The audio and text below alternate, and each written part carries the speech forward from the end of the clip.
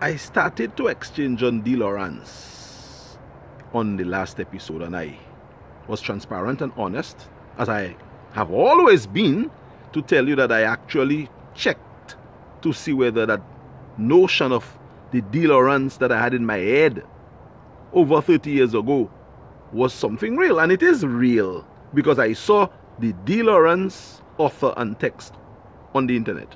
Now, I'm not asking you to go and check it out. I didn't check it out. I just saw it listed there, so I knew it existed. Well, I do not doubt my memory at all. Everything that's in my mind, I knew it happened, because I experienced it. If I did not experience it, I would not know it, because you cannot know things you do not experience.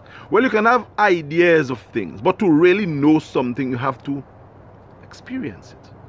So all the stories that I'm sharing with you, I experienced them, and those that I did not experience, I was told, or they were related to me. And when I relate stories that were told to me, I tell you that I'm doing that. But in the idea of the deliverance, I know, because I saw it and I saw the men. I can call the men name, but I will not, because some of them are alive, and all of them have been survived by relatives and family. So yes, the deliverance is listed. It happened. I'm not asking you to check it out. You really have to be prepared to get into certain zones like theology, astrology, astronomy, philosophy. These concepts are so vague and wide that you need a more mature mind to get into certain areas. It's like smoking marijuana. I do not have any issues with marijuana as a herb, with the potentiality that it has to give you that numbing effect or to excite your mind in certain ways.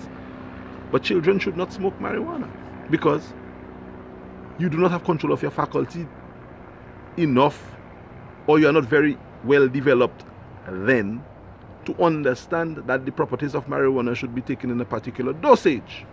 So you go smoking 3, 4, 5, 7, 8, 9, 10 spliff a day, you're in trouble. It has an effect on you that is going to numb you, slow you down to the point where it retards you. So we are not going to do that marijuana thing. So you should not do the searching of the deliverance thing. In fact, you know, back in the day when the idea of the cell phone and these things came about, I can remember Kamala John Baptist saying that the cell phone is a way of life. And I said, cell phone is a way of life? No, that is a communication thing. We had our analog phone before, now it's another phone. But I was so wrong to deny or to not to agree. It is a way of life. In fact, the cell phone runs our lives. We call it smart. We make it, you know, we call it smartphone. And we made it. And so we dumberize ourselves to promote the phone. I'm just making these points to let you know that when we enter different realms, we have to be careful how we enter realms. And deliverance was one of those realms that a lot of people entered and probably did things to them. So, like everything else, growing up in a community where you have the manifestations of the things that we're talking about, boys were scared, because at the time, you know, young boys want to go around young girls, and most times it's on the, you know, dark of night. Well, that's not when deliverance thing happened.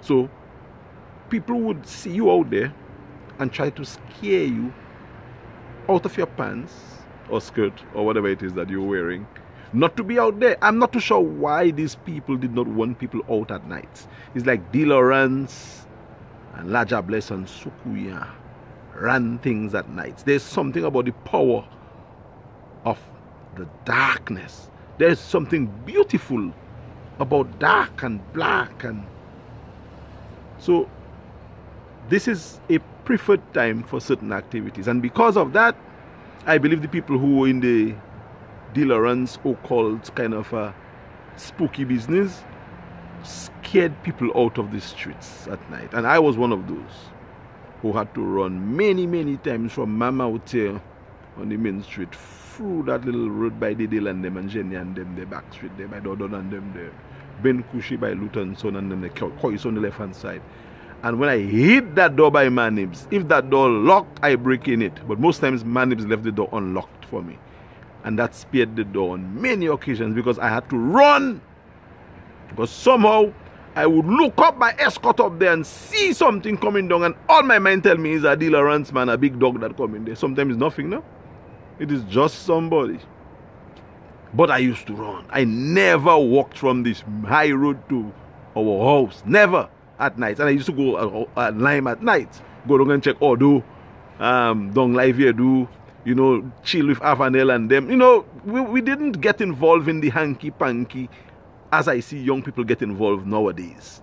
Although, yes, give and take, you know, a little kiss on the cheek, a little rub, something. But nothing serious.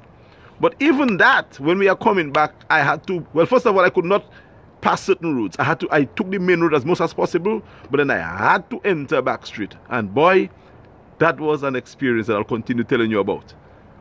Or I may not tell you about on the next episode here of Calibishie Chronicle.